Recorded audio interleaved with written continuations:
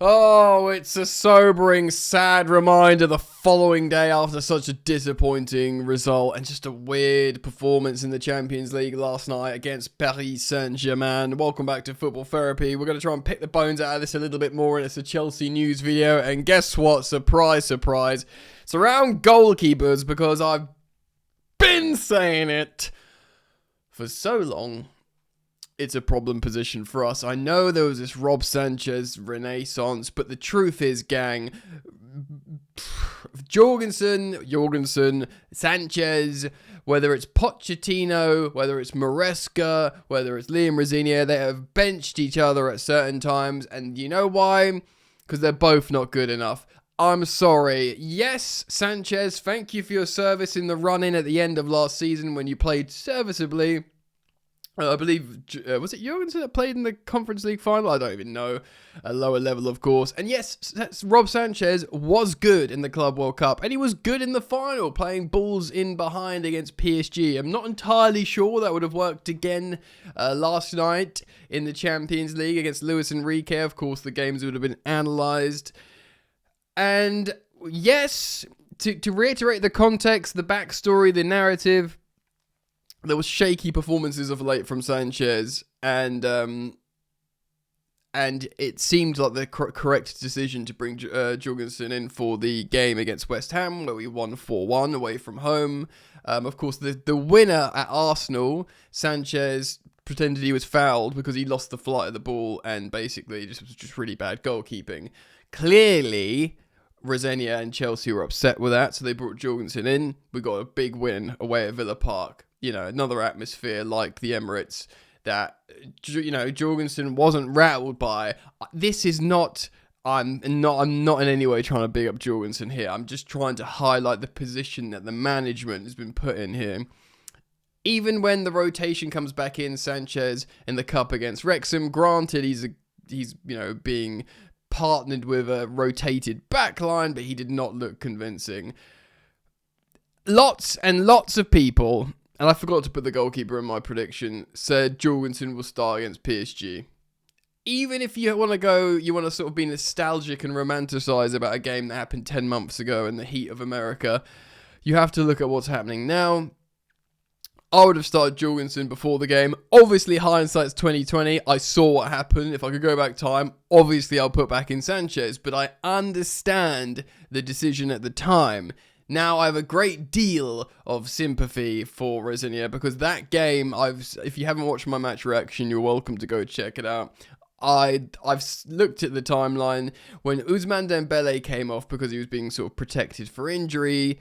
We were 2-2. By the way, we should have gone 2-1 up, and instead that break was caused that the aforementioned Dembele scored to put them 2-1 up. Of course, Enzo Fernandez scores a nice finish. He taps the World Champions badge. The Telegraph's Matt Law is saying that we need to remove the Club World Cup from our shirt because it's causing arrogance. I think that's absolute nonsense. We won that Club World Cup fair and square in impressive form. They're young players. They deserve to have that. They're allowed to flex on it. Why the ruddy heck not? We're not some like freaking local non-league team. We remain Chelsea Football Club. We won a good trophy. They're allowed to be proud of that. Now, before I get into the story about the situation with the goalkeepers at Chelsea, because there's been a bit of fallout. There's some articles that I want to share with you guys on Football 365. But in the meantime, I do want to speak about a couple of things. Firstly, Jorgensen. Yes, you can see the whole game changes when he basically plays that ball to the opposition and Vitinha scores. That's the moment. Because up until then, I'm watching the game and I'm feeling in my gut that we're going to win. It's a game of opinions. That's just how I felt, right? So that's just how I felt. I did genuinely think we were going to win, or at very least, get a score draw, take them back to Argaf. And Jorgensen, that pass, but he was asking for it all night. And you could be like, yeah, the gaffer, Rosenior, the head coach, asks him to do that, but you would have seen the footage of Enzo Fernandez, Chelsea's vice-captain, screaming at Jorgensen and arguing with him and telling him to do so. He's not doing the right thing. At the end of the game, many of you would have seen this footage. they're all going to clap the away fans, the Chelsea players, and Reece James is demanding Jorgensen goes to the away fans. Go and clap them, go and acknowledge this amazing support, and in that incredible atmosphere in the Parc des Princes, you know, the Parisian ultras are nuts, man. You could still hear the Chelsea fans. The Chelsea fans' voice was still audible on the broadcast, and it's an impressive support. They deserve the acknowledgement of the Chelsea players. And the Chelsea players did give a lot and looked really good most of the time. Jorgensen refused his captain, Reece James, and went straight down the tunnel. Absolutely, I don't want to swear, disgraceful, really. So he has got his vice-captain, Enzo Fernandez, screaming at him for making these decisions late on.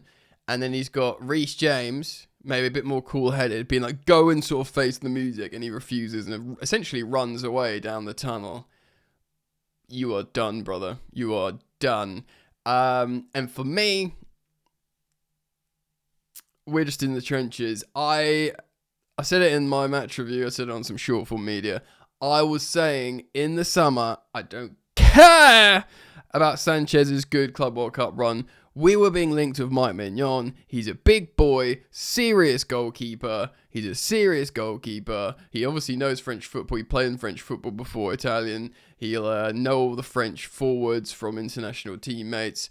He would have played that game much better. And he'd be the perfect age profile to bridge the development of one Mike Penders, who reportedly Liam Rosenior really, really likes. So it would have been perfect. And we've stitched ourselves out with two goalkeepers, and loath am I to align myself with Jamie Carragher.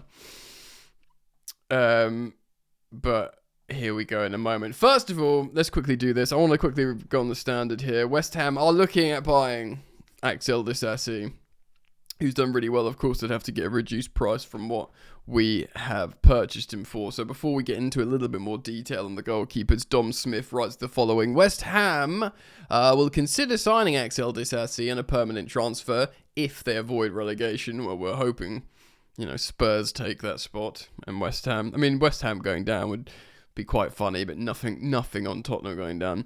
However, that is only if it's available for a price well below the £38.6 million that Chelsea paid him from Monaco. Yeah, it absolutely would be. Genuinely, this is my speculative guess here.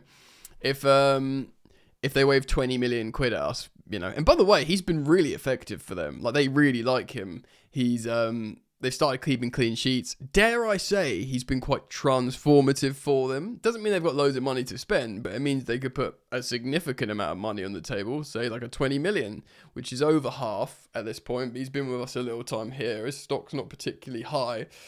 And by the way, like, in terms of them getting relegation, us trying to get top five, none of the English teams won in the Champions League.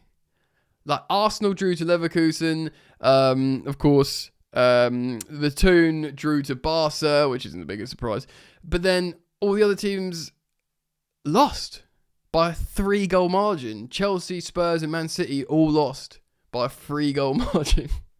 I think all the way from home as well. So what is that doing for the coefficient? Are we going to lose that 5th place Champions League spot? Because that was almost like guaranteed. What if all the English teams do this really badly? Is it guaranteed? Do we need top 4 and not top 5? That's something to consider. Quickly, Disasi's made a fine start to West Ham since signing on deadline day for £1.8 million loan move. No, it's not awful considering, you get that for a 6 months loan. Having not played, being in the bomb squad. The Standard Sport understands West Ham have been really impressed with the Frenchman, and they would be willing to explore a permanent deal in the summer if they secure top flight survival. Of course, we bought him for £38.6 million. It's just over 40 million euros to sign him in 2023. So it's 3 years ago that contract's burnt down a lot. He's not like he's been playing loads or even in the team. So I am pulling that figure, 20 million, out of my behind. But I do wonder if that would be the appropriate amount of money. But it would be a little bit of good news. Another player that, is on significant wages, that doesn't have a future at Chelsea, that, by all accounts is a really good guy and just deserves a solution,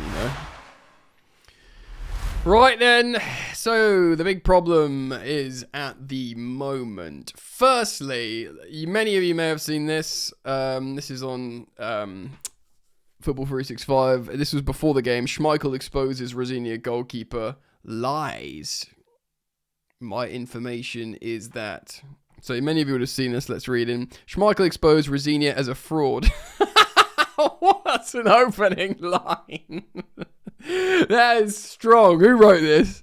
Will Ford. As a fraud. Ahead of Chelsea's defeat to Paris Saint-Germain after the Blues spread misinformation with regard to his goalkeepers. Hold on. This is poor journalism because, of course, it's a position of a manager's discretion to be like every player is fighting for their place.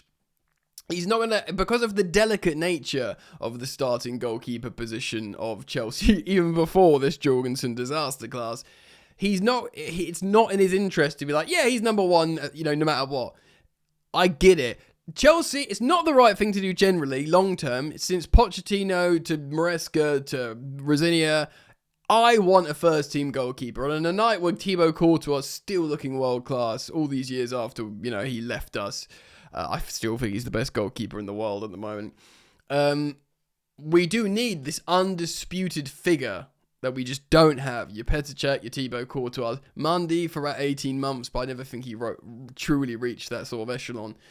It is, you do need that, but I understand why Rosenior, who's just got in, who's trying to analyse what's going on and saying, look, they'll be fighting it out. But to say that behind the scenes he's chosen one, saying he's a fraud. How many managers say something behind the scenes and say something to the media differently for their own political reasons to protect the team, the club, the institution every day? Every day. That's like saying, when Mikel Arteta always says he doesn't know about injuries or stuff, and you find out he does know about an injury. Mikel Arteta has been exposed as a fraud. Sensationalism journalism here. That is mad. Jorgensen, of course, was drafted in to clash with the European giants after impressing over a 4-1 win at Aston Villa, of course, away at Villa Park under the Lions, but had a horrible blunder to hand the PSG a 3-2 lead. And I told you guys, that was the moment. At 2-2, we were good. The blunder changed everything, and the momentum changed everything. The game and the turn of the tide dramatically at the home side favour in the second half. Of course, PSG ended up with winning 5-2 as Rosenior hit out at 15 or 20 minutes of madness, he's called it.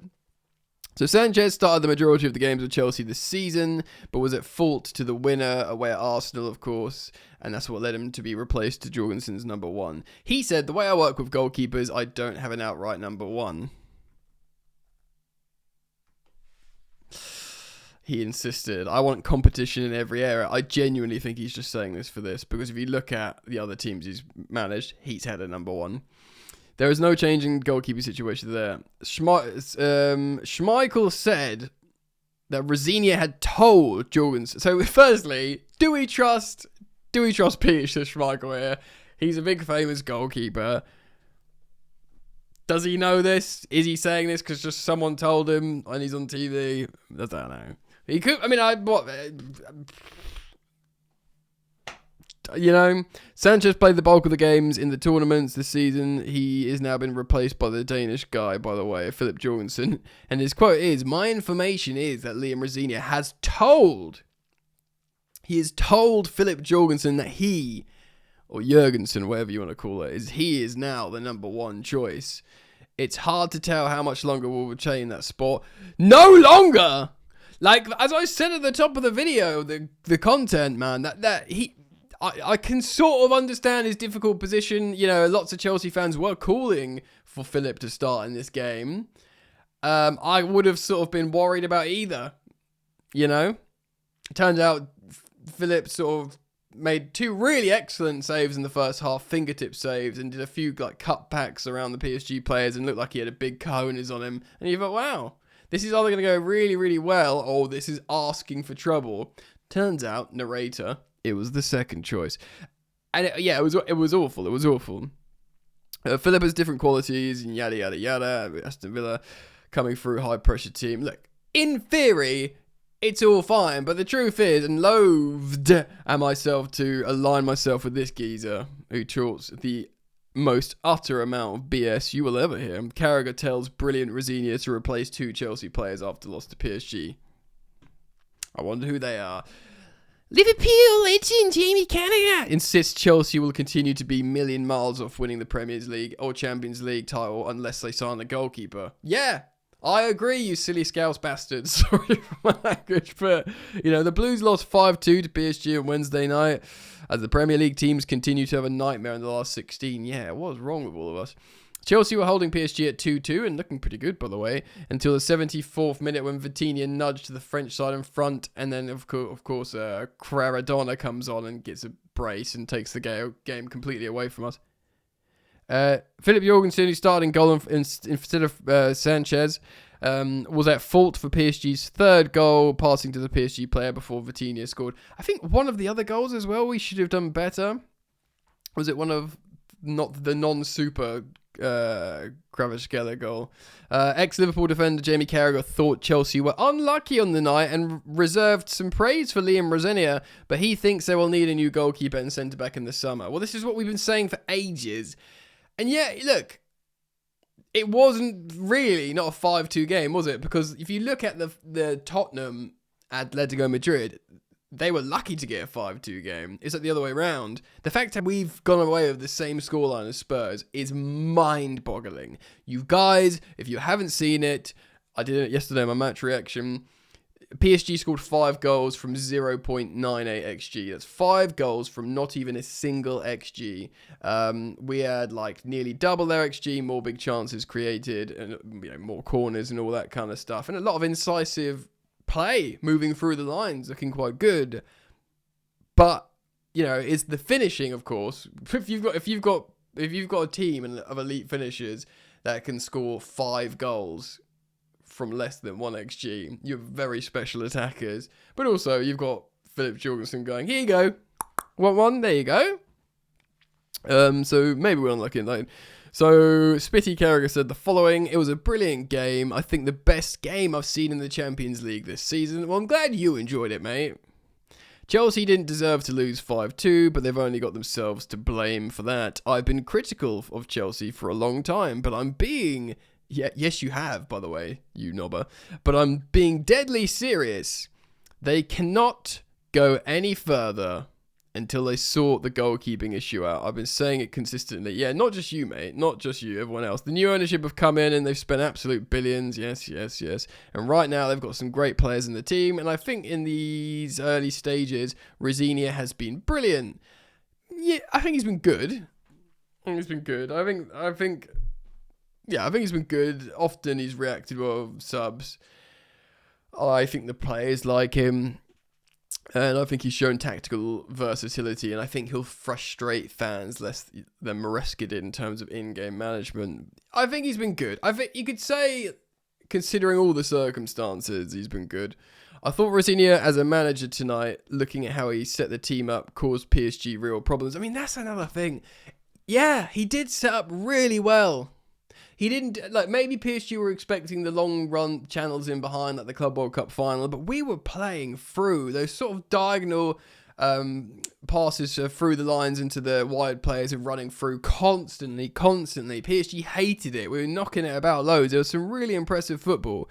Just we didn't have the finishes of PSG, and we had an absolute fraudulent person in goal. And again, he made a couple of saves, and maybe he presses in training with good footwork. But until you have a big, serious main character in goal, which we just simply don't have, it's all a nonsense. I thought Rosenior as a manager tonight set the team up really well, caused PSG problems. They didn't deserve to lose in the way the game was set up and how they played. Yeah, I don't think we deserved to lose. We did deserve to lose because of how things went. But again, at 2-2, I thought we were going to do really well. I thought we were going to come home with a great result. But big mistakes cost them at centre-back and goalkeeper, and this has been an issue and will continue to be an issue for any Chelsea manager going forward when they're trying to win Premier Leagues and Champions Leagues, because they're a million miles off it. Well, we're going to win neither this season. This season, we're going to try and get to Wembley. I mean, if we get past Port Vale at home, we're at Wembley. And then, it's a race in the league, do you know what I mean? have a better season than Man United now. That's the friggin' target, innit? Do you know what I mean? Possibly Liverpool. That's why they lost tonight, not because they haven't got great attacking players or a manager that knows what he's doing. Tactically, they were fantastic tonight. They were let down by a mistake from a goalkeeper at 2-2, and the game just completely unraveled and suddenly looks like they've got no chance of going through. Yeah, I will also not... I mean, obviously, Jorgensen deserves a great deal of blame, but I will also say that a fragility in the team exposed itself again, like it can often do. Like collectively, you know, that we're trying to iron out of these young players. Do you know what I mean? So we're going to look at goalkeepers to end the content. Speak about available goalkeepers. They're probably all going to fricking be better than what we've got now. Little reminder, gang, towards the end, if you want to support the content, I see a lot of you haven't got the bell turned on. Just looked at the metrics at the back end of the YouTube channel. So basically a little reminder and a thank you for subscribing to Football Therapy and hitting the bell, hitting that sweet, sweet bell. Oh, just don't have it, man. Thank you for liking, subscribing, hitting the bell. Got any hype points, drop them down there. That would be great. And of course, if you search Football Therapy Podcast on Spotify, Apple Podcasts, you can listen to this on the go. I'm really... you guys have been amazing and 5-star reviews on Spotify. I've got best part of 1,200 5-star reviews, but very, very little on Apple Podcasts. So if you do have an Apple phone, hop over to podcasts, search Football Therapy Podcast, give us a 5-star rating and a follow. That's kind of you. So, we do need a new goalkeeper. Here we go. What's this? Again, saying on lots of Football 365 today, but they're telling about the 10 best available goalkeepers as Tottenham and Chelsea seek massive upgrades. Well, you'd have to think Chelsea are a more alluring proposition, especially if, hopefully, Tottenham get relegated. Samuel Bannister writes the following. Last summer was a big one for the goalkeeper market. Of course, Man City signed Gigi Donnarumma, Barcelona bringing in Toni Garcia, who's been not great, I don't think, and Manchester United opting for Senna Lamens. PSG also brought in Chevalier, who's been dropped because it didn't work out. This summer, Spurs and Chelsea will have to enter the market for new keepers, which could spark its own domino effect. Vicario, of course, flopping, and, you know, that horrible Kinski was terrible performance against Atletico. Meanwhile, Chelsea swapped Sanchez for Jorgensen on Wednesday and saw their own backup keeper mistakes, maybe not quite to the same level, but, you know, worrying all the same because of how strong in a position we were in the game, in the contest, in the competition with PSG. It felt like, you know, setting fire to what was good stuff that was happening, where Spurs, they like doomed themselves from the starting whistle. With their first choice having experienced their own ups and downs and during the time of the club, the Blues could solve their own goalkeeping headache, of course, by promoting Mike Penders after his loan from Strasbourg, but after missing out on a more famous Mike, of course, of the Milan variety Mignon last summer, there could be a demand for a more renowned upgrade. Yeah, Penders just might not be ready. Of course, I've already reacted to briefs here that Rosenior's already made his mind up. He's looked at Jorgensen, he's looked at Sanchez, and there was a brief, and this was before the PSG game, that he's like, yeah, Penders is my guy. Screw these, man. I'm done. Do you know what I mean? Keep an eye out for Newcastle and Leeds and other clubs who might be considering goalkeeping options. Newcastle were happy with is it Ramsdale they got? Isn't it? What's his name? And the likes of Inter on the continent. But which goalkeepers could be available? Now, there's Olympiacos goalkeeper Konstantinos Tzolakis. Easy for me to say. He was linked with Liverpool last month. He's 23 years old. He's a Greek international. Forest have also been looking at him, of course, probably because Marinakis owns Olympiacos. The Freiburg keeper, Noah Atobolu, the keeper with the highest market value on Transfermarkt. Wow. His contract expiring in 2027. So how can he have the highest market value if he's only got a year left on his deal? He's played more than 100 games for Freiburg. The German has to consider offers in the summer to avoid losing him for free. It's already the German side. Especially after Fabrizio Romano, stated this month that he has No plans to extend. Wow, do you like him? Interestingly, Giorgio Mamardashvili. This is a bit tricky, if not impossible, to imagine a scenario where both Alisson and Mamardashvili continue at Liverpool for a second season together. But yeah, the Georgians pretty much didn't. He signed to eventually be Liverpool's first team goalkeeper.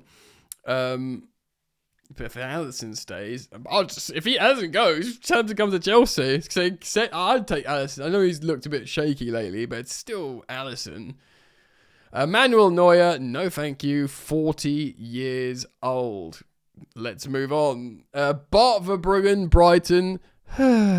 It's a Brighton player. He's meant to be quite good. Some tacticos and stats nerds will tell you he's good.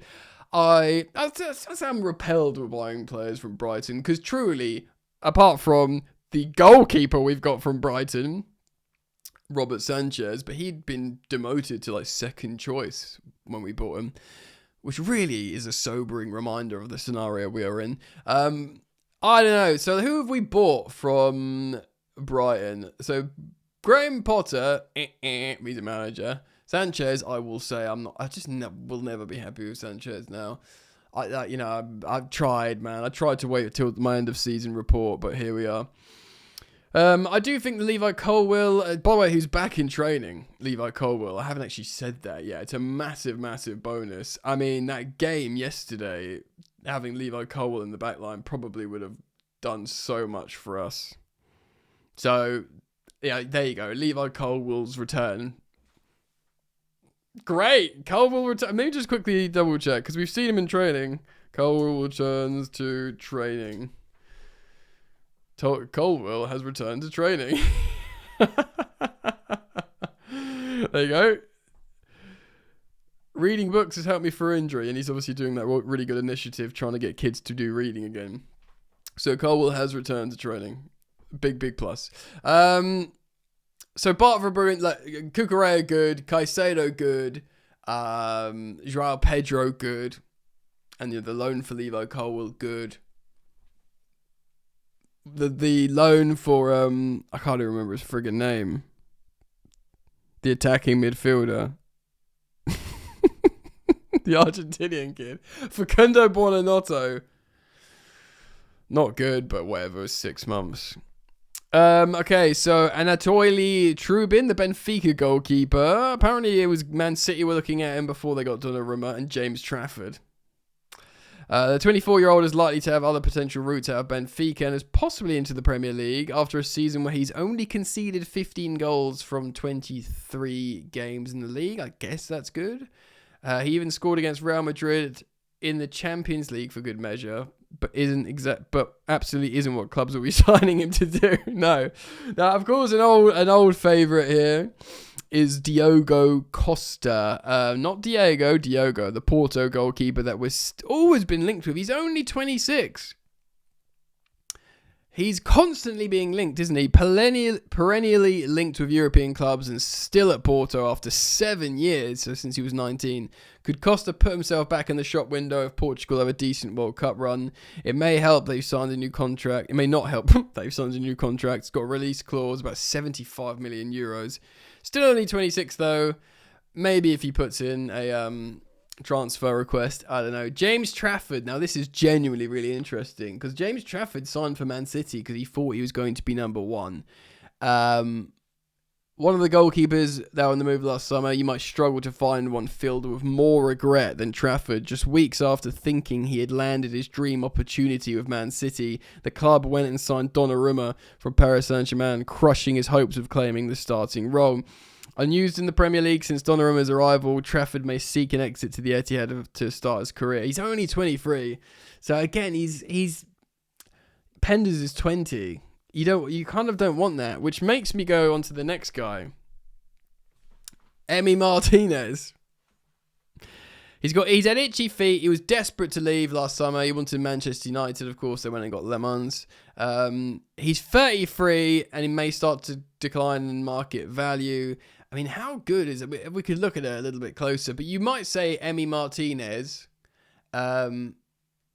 He's certainly got big so-and-so's on him. Of course, he's a world champion and won the World Cup. He's won he won the FA Cup with Arsenal, and he's been in good runs of form at Aston Villa, and a 33-year-old Emi Martinez to play for a year or two until Penders is truly ready, maybe, and many of you Chelsea fans will have an opinion on that. And then Gregor Kobel, which is of course the Borussia Dortmund goalkeeper. That he's 28 years old, so that might be perfect age profiles. 2 years left on his contract. It would depend on Dortmund's valuation.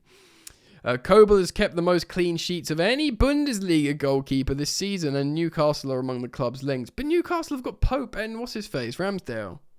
So why are Newcastle looking?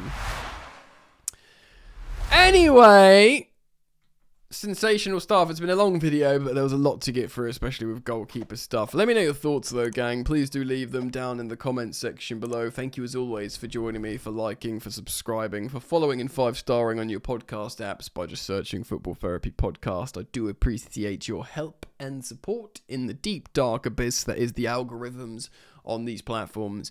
Look after yourselves. Hopefully things will get better. We'll get there. Peace.